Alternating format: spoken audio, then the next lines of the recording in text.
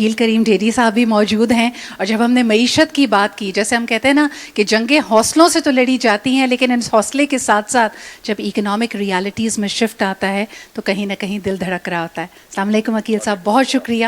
کیا کہیں گے آج کے اس موقع پہ؟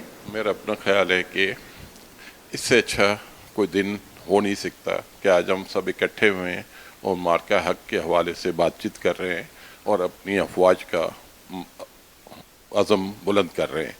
میرا اپنا یہ خیال ہے کہ اس عزم کے ساتھ کہ ہم نے حتی الامکان کوشش کی کہ یہ جنگ سے ہم اوائڈ کریں اور افواج پاکستان نے پوری کوشش کی, لیکن دشمن شاید پاکستان کو کمزور سمجھ رہا تھا اور بڑھ کے آگے آ رہا تھا, اور اس غرور کو افواج پاکستان نے اور ہماری ایئر فورس نے بالکل خاک میں ملا دیا.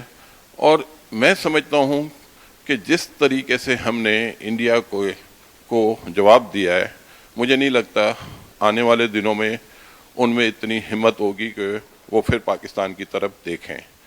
افواہیں ضرور ہوتی ہیں, باتیں ضرور ہوتی ہے, سوشل میڈیا پہ چیلنجز ضرور آتے ہیں, لیکن میں اپنی پاکستانی قوم کو ایک بات بتا دوں کہ جس طریقے سے افواج پاکستان نے منہ توڑ جواب دیا ہے, اسی طریقے سے میں آپ کو یقین دلاتا ہوں کہ پاکستان کی اکنامی بھی اسی طرح مضبوط ہے اور آگے پرفارم کرنے کی صلاحیت ہے. اور انشاءاللہ آنے والے دنوں میں شاید انڈیا کے بارے میں کچھ ہمارے لوگوں کا خیال ہے کہ وہ اکنامی بہت مضبوط ہے. اگر اس اکنامی کے نمبر کو صحیح طرح دیکھا جائے تو پاکستان اس سے کئی گنا آگے ہے, لیکن شاید ہم ان نمبروں پہ جاتے نہیں ہیں اور ابھی اس وقت ٹائم بھی نہیں ہے کہ لمبی ہم بات کر سکیں. لیکن میں یہ یقین دلاتا ہوں کہ ہندوستان میں 50 کروڑ لوگ بھوکے سوتے ہیں اور پاکستان میں کوئی بھوکا سونے والا ملتا نہیں ہے.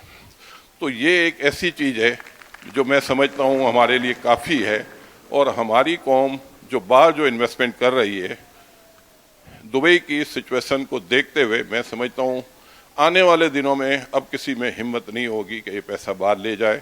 تو یہ پیسہ بھی واپس پاکستان میں آنا ہے, اور انشاءاللہ پاکستان آنے والے دنوں میں اسٹرانگ سے اسٹرانگ تر ہوتا جائے گا. اور میں سندھ گورنمنٹ کو مبارکباد دیتا ہوں کہ انہوں نے اس ایونٹ کو آرگنائز کر کے ہم سب کو موقع دیا کہ ہم اپنی افواج کے ساتھ کھڑے رہیں. Thank you. بہت بہت شکریہ. انما العسر یسرا, یعنی ہر مشکل میں ہی آسانی ہے. یقیناً ہم چاہتے ہیں کہ پوری دنیا میں امن کا قیام ہو, لیکن جس طرح GCC ممالک اس صفحہ مشکل سے گزر رہے ہیں, that has been a blessing in disguise. ویسے تو دیکھیں ہر محاذ پہ ہم نے دشمن کو منہ توڑ جواب دیا ہے, لیکن کچھ خاص لوگ ہیں جو بڑے ابھر کر سامنے آئے. اور کسی نے مجھے کل پرسوں بھی سوال کیا کہ آپ کا فیوریٹ کمیڈین کون ہے سدرا, تو میں نے کہا مجھے ارنب گوسوامی بہت پسند ہے, اور اس کے علاوہ میجر گوتم بھی میرے خیال میں قریب قریب آتے ہیں, لیکن دونوں کی مضحکہ خیز باتیں ہمارے دل کو بڑا ہی لبھاتی ہیں.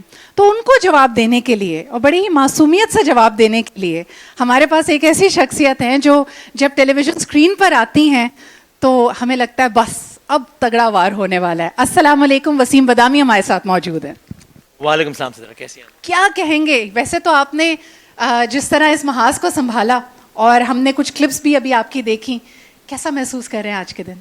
بسم اللہ الرحمن الرحیم. ایک تو بہت شکریہ اس ایونٹ میں انوائٹ کرنے کا, اور اس سے زیادہ اچھا ایونٹ کیا ہو سکتا ہے, اس سے زیادہ اچھا موقع کیا ہو سکتا ہے. ہم نے اس سے پہلے ہماری تاریخ اچھی باتوں سے بھری پڑی ہے, لیکن یہ جو ہم نے اپنی زندگیوں میں دیکھا, آئی تھنک ہم سب بہت لکی ہیں کہ ہم نے اپنی زندگیوں میں یہ سب ہوتا ہوا دیکھا. بہت کم وقت میں بہت زیادہ کچھ ایکسپوز ہوا. انورٹڈ کاماز میں دنیا کی سب سے بڑی معیشت, دنیا کی سب سے بڑی جمہوریت, دنیا کا سب سے آزاد میڈیا, یہ سارے کا سارا بیانیہ اور رافیل اور ظرف سب کچھ ایک ساتھ گرا ہے الحمدللہ.